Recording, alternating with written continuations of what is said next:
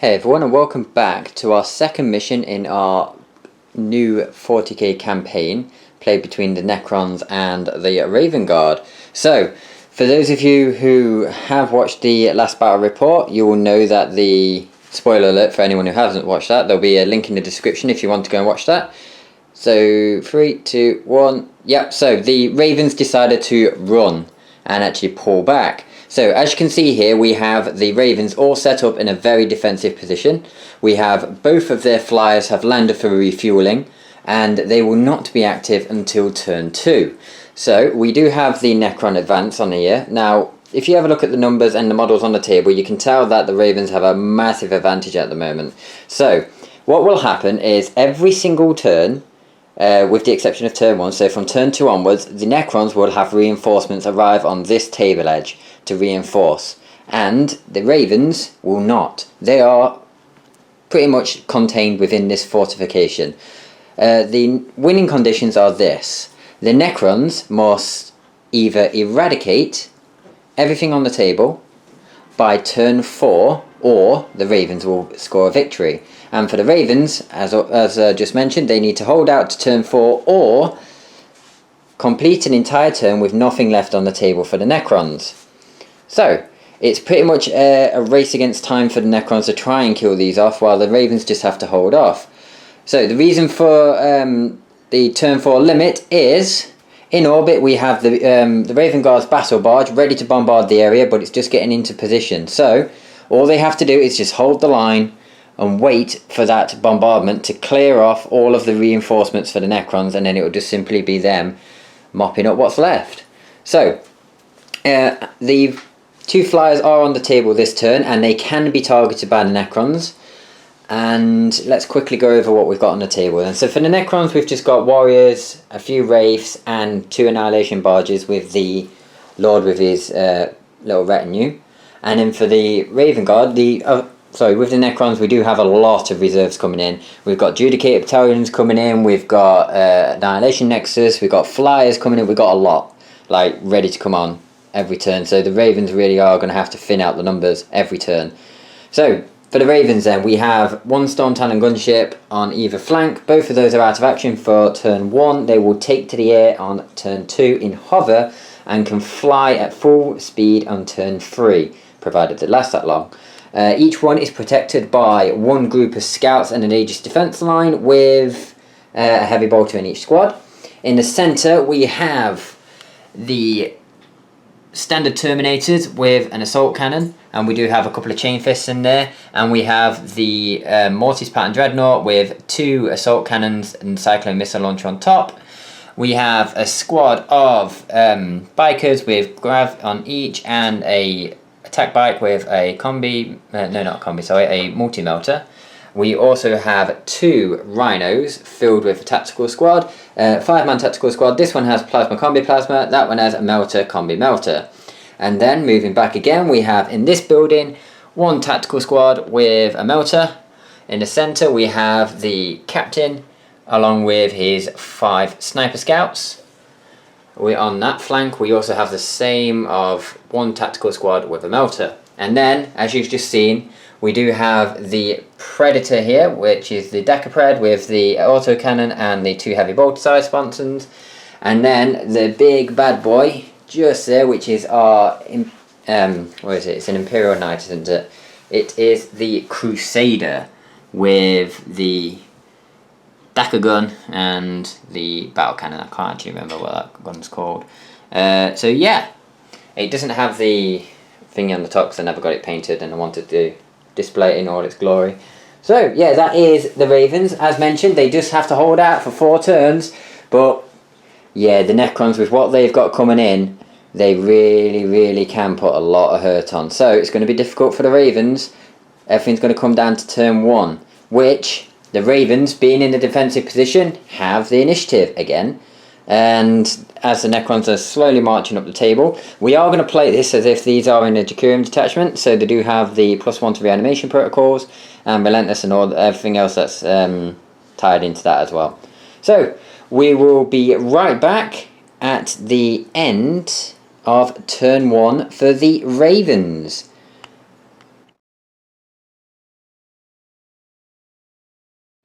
Right, and we're back after Ravens turn 1. They had a very successful round, so as I pan down, the Necron lines have been thinned out. So, through combined fire, it was pretty much this scout squad here, that predator, that rhino, everything else that you can see, pretty much everything apart from the stuff in the buildings, fired into the Necrons. We'll start here. We lost one Wraith to the combined fire of the predator and those scouts. Let's quickly alter him around because he's been moved. And we also lost a couple of guys here to combined fire from, I believe it was that predator, that rhino just there. And then, moving along, the Terminators, the Mortis Pratt and Dreadnought, the Imperial Knight, all fired into the Lord. As you can see, he's killed 3 of his number, took him down to 2 wounds, and they just managed to pass morale, which is good. The Knight then also fired its battle cannon using split fire and absolutely eradicated everything in this area. Absolutely devastating damage. And then it fired its heavy stubbers, taking off another guy from here. They passed morale, so they're fine. And then the scouts tried to whittle a wound off on these wraiths and failed. So that is it for the Ravens. We will now move on to the Necrons, and I say begin their advance. As I mentioned, there were going to be no reinforcements for the Necrons on turn 1, so they need to pretty much move up the table and make space, because next round we're going to get some heavy artillery show up. So we'll now move on to Necrons turn 1. Right, and we're back after the Necrons turn 1.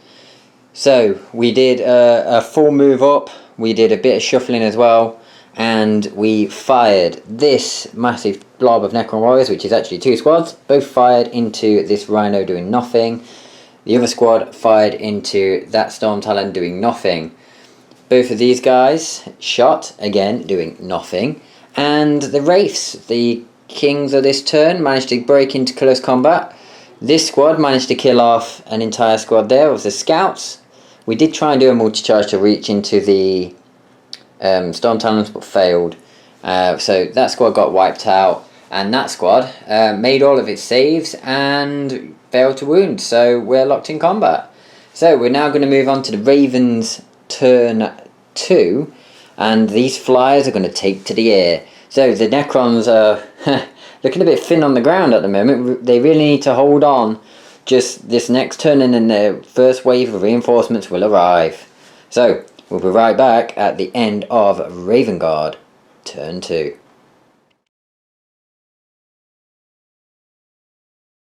Right then, man, we're back at the end of Ravens turn 2, and they are really thinning out the Necron numbers now. So we have lost one of the Annihilation barges thanks to the flyers becoming active this turn. This one fired into this Annihilation barge, taking off one of its hull points on a glance, and this one blew that one sky high. Failed its jink roll, rolled that 6 for the penetration. We being open topped, it went boom.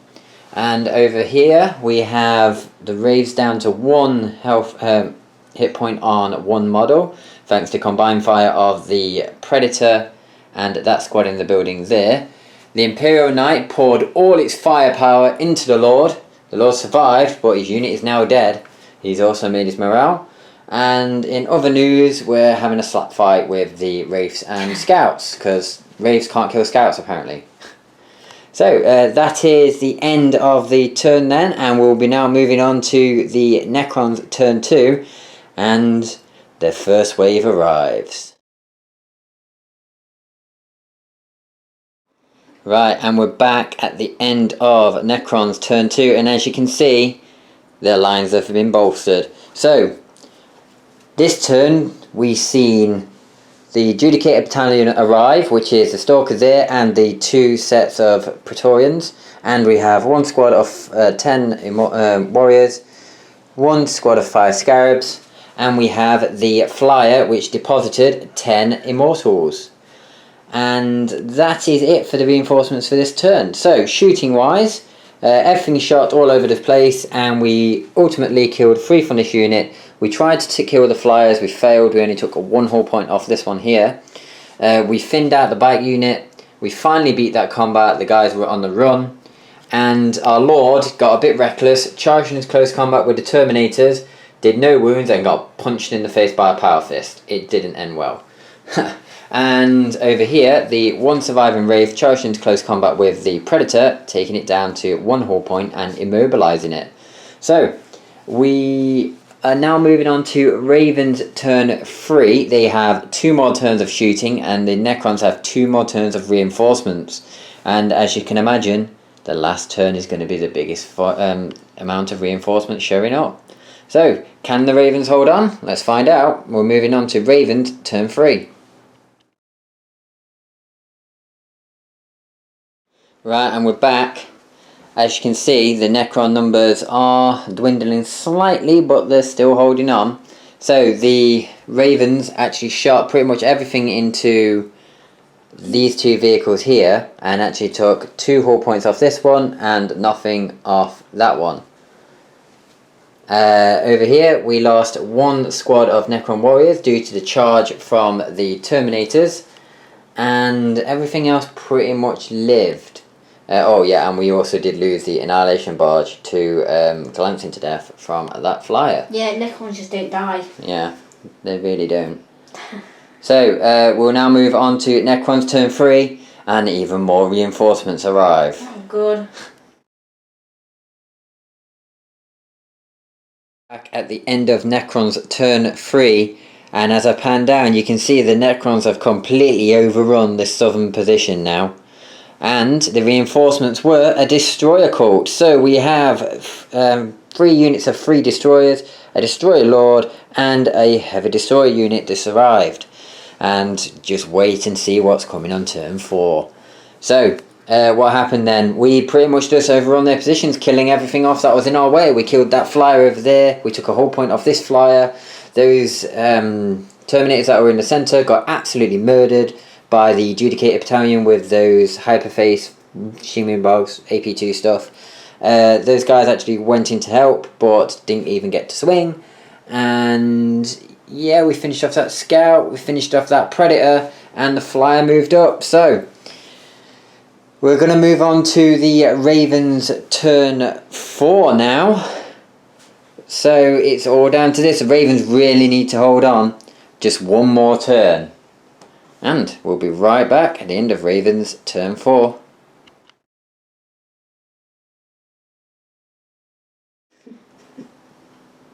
Right, and we're back. So, we've had the Ravens do whatever they could, and it was very little indeed. They have killed the Stalker, and that is literally it. They just managed to kill the Stalker. And that was accomplished by all the fire from the Imperial Knight. Oh, and they did take 1 wound off of those wraiths right there. So, we are now moving into Necrons turn 4. So we've got a lot to kill to actually pull this one off, but it's still possible, especially with our reinforcements. So, we'll be right back.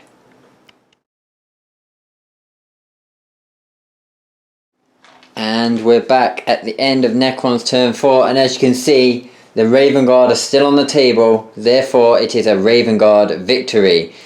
As it stands now, you just have to imagine the fact that there's loads of missiles currently bombarding this entire area, crushing these Necrons into nothingness. Well, saying that, they'll be getting phased out, won't they? They'll be going back to their Tomb World to repair, because Necrons don't die. Oh yeah, true. Yeah, Necrons don't die, because they're amazing. So as you can see, turn 5 brought on the Tesseract Vault, and it had a valiant effort. It tried to kill quite a few things. It shot at the Knight. It did get the random generation of the D weapon, and only hit with 1, and then rolled a 3 on the D chart. So yeah, close, but no cigar. Everything else, we did skip the assault phase because we couldn't physically make it into assault with the unit in that building. Therefore, there was no point in actually finishing off the phase just to kill off 2 units, because that Knight would have just stomped whatever charged it into the earth. Because that's the way it works. So, yeah, really good fun game this was. It really did feel like the Ravens had it right at the start, but as time went on, it was the Necrons literally starting to overrun them. So yeah, we are calling this then a Raven Guard victory. So the Raven Guard have held their fortification on this planet, and they will now start getting their reinforcements coming from the spaceship in orbit, And I should imagine they will start pushing out and start searching for the Necron Tomb World. And see if they can put a stop to all of these forces. Because as you can see, the Necrons have been advancing quite heavily. So thanks. What's next on the agenda? What for? This. It will probably be another mission, but it will be on our swamp board. So it will be the... Yeah, that's a good point. And so the next game will be a scouting one. We'll probably do a kill team version. And it will be a few groups of scouts trying to find out where the Necron Tomb World is. So we'll build a mission around that, and hopefully you guys will enjoy it. Yeah, so I hope you like this video, guys. If you do, give it a like. If you want to see more, why not subscribe? Gives us the motivation we need to continue making them. And yeah, thanks ever so much for watching. Thank you. And see you in the next one. Bye. Bye.